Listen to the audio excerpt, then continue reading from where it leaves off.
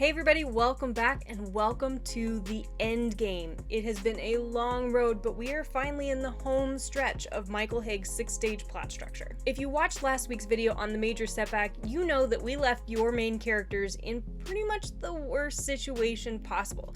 You got the opportunity to dust off your black cape and your top hat and bring out the super evil author in you and put them through the worst of the worst. But true to form, your main characters are no weaklings, and they are bound and determined to keep moving forward and to reach that goal. And to do that, they're going to go through the second to last stage in this plot structure, the final push.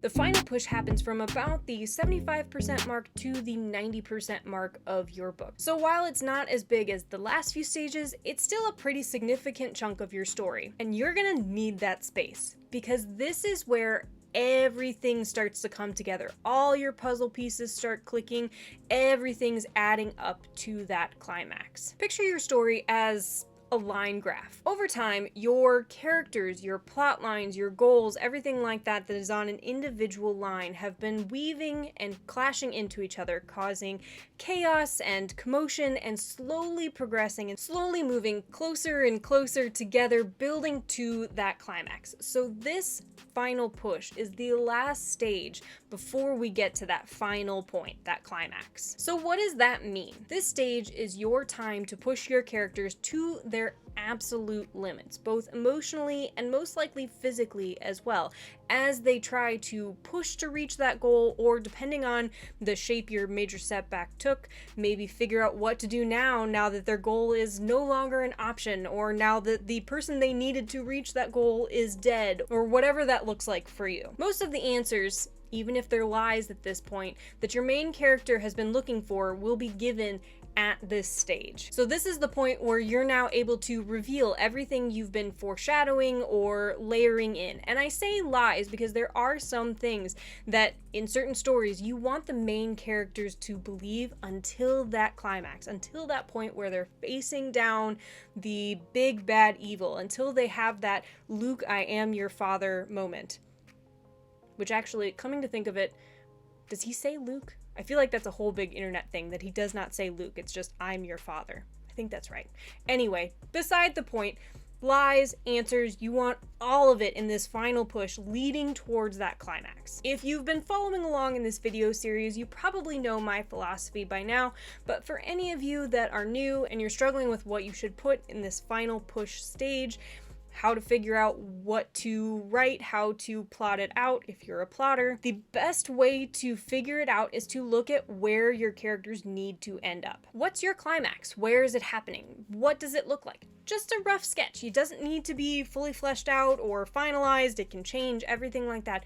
But having a general idea of where you need the characters to end up, where they have to be to make everything work, to reach that goal, to win the battle, what have you, and knowing obviously where you are currently, you can sort of see the journey that they need to take in between and sketch out what different beats you want them to hit as they make their way through to the end game. Now I want to call out one other important thing about this final push stage, and that has to do with if you are writing a series. Up until this point, I've been telling you to mostly ignore it even if you're writing a series, because the story you're working on now needs to be at the forefront of what you're working on. That needs to be your focus. You need to have a strong book one before you can even consider having any more. But that being said, now that you're getting to the end, you do want to start to consider what's going to come next. The best series have books that link and lead to each other seamlessly. Early on in the story, it isn't bad to leave hints here or there.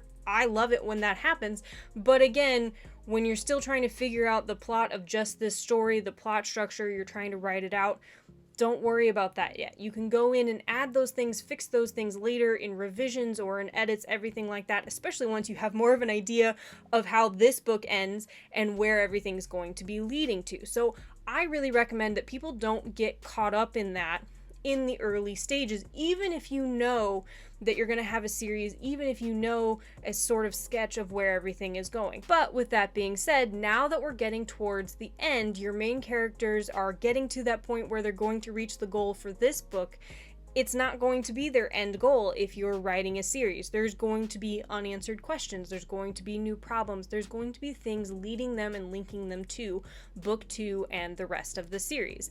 And that starts with layering things in more strongly in the final push stage. So as I mentioned, maybe you want to throw in some new and complicated questions even as they're getting most of the answers that they needed to lead them to this climax that will then allow you to lead them to book 2. Or maybe there's some new bad on the horizon or a new plot line or things like that. Depending on your series, some people are going to have it more heavily layered in. Others are going to be a lot of a lighter look. Maybe it's even going to be a lead in just the epilogue. Maybe you won't even mention anything in this story. Everybody's series is a bit different, but either way, if you are planning on a series, this is where you want to start at least thinking about that and thinking what you want to do. Again, this isn't something you want to focus on too much. You do not want it to overshadow focusing on this plot, this story, these characters, and making them as strong as possible, because nobody's going to read book 2 if book 1 doesn't flow correctly and work well.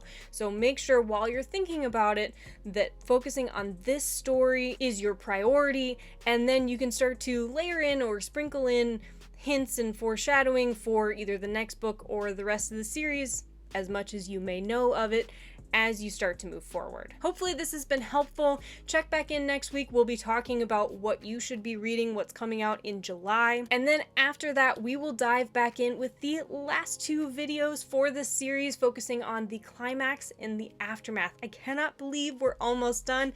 It is insane to think about, but I'm so excited to talk about these last 2 stages because they are big. Comment if you have any questions. Don't forget to like and subscribe so that you can know when new videos come up, and until next week, keep writing.